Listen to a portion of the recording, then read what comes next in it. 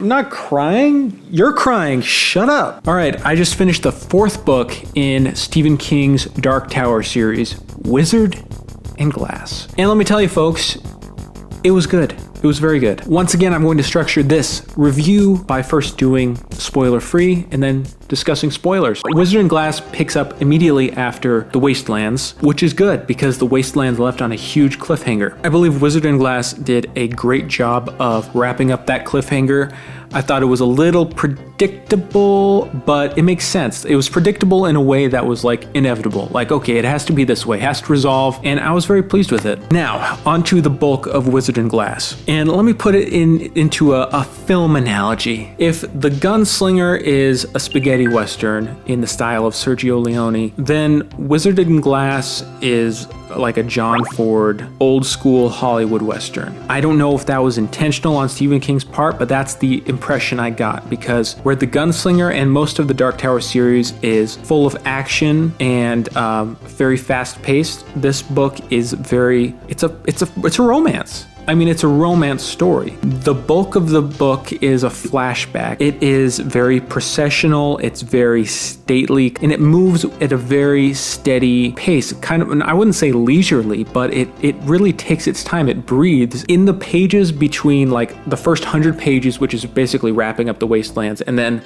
the next 600 pages, the change in writing style is so distinct, it's almost like you're being hit with a wave. Layered and long sentences and very descriptive and going through every scene in almost a painstaking way. John Ford movies, if you've ever seen a John Ford movie, it's a lot more like dancing than shootouts. Look at My Darling Clementine for an example. So that's my comparison. It's kind of wonderful and it's charming and it's beautiful. And I just have to say, like, Stephen King's writing in this book, first off, he wrote these books over a long period of time, so his writing is going to change clearly. But in Wizard and Glass, it's like I could feel him trying to hit a different register. Oh my God, it works. I will say, when you first get into the flashback, it feels like you're in slow motion for a minute because you're off the high of the Wastelands, which it feels like a high, and then it wraps up so perfectly,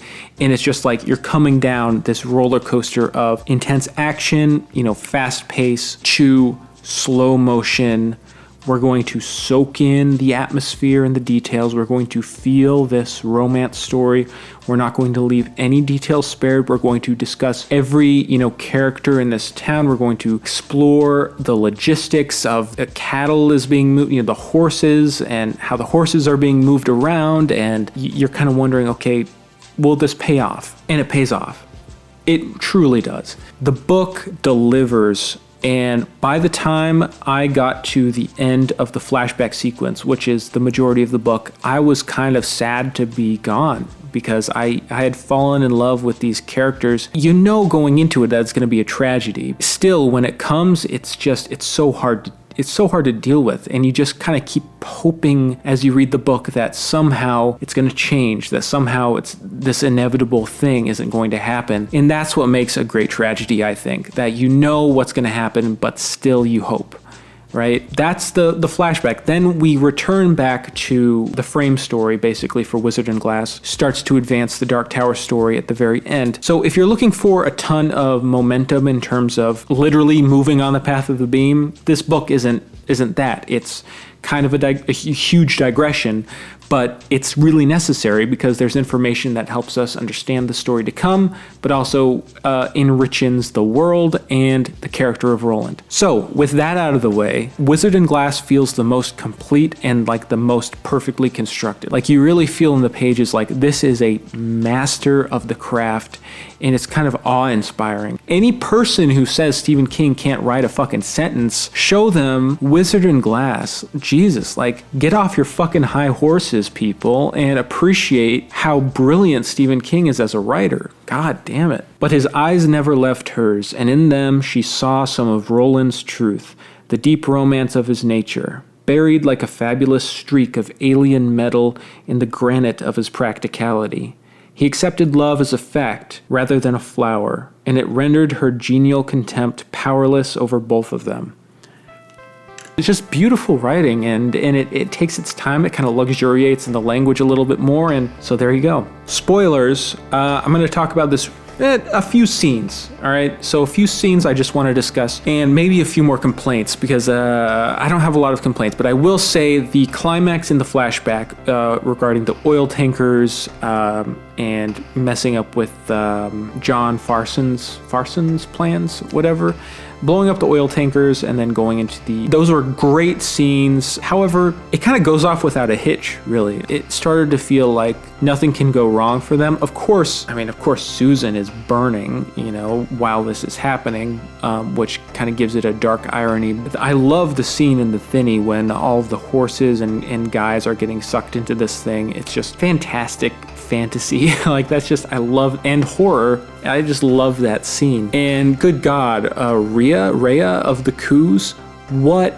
a character. What a creepy fucking, like, that's such a memorable character. I haven't encountered a more convincing or scary witch. Creepy as all hell from the beginning, and just gets creepier and creepier. And the way she has the wizard's glass, that she just becomes obsessed with it, that she's literally just like, all she does is sit in her chair looking at it, and she's like decaying, she's like peeing herself, sores all over her body and her skin. Like, Jesus. I really loved Coral Thorin and Eldred Jonas's relationship, which surprised me. I didn't think that there would be kind of tenderness between Jonas and Coral. And of course, Susan and Roland's relationship was kind of idealized, but in a very understandable way. People might not like it being sappy or whatever, but that's how Roland sees it. And Roland is ultimately telling the story. If you hate romance, like, this is as sappy as they come, really. But it's honest, and it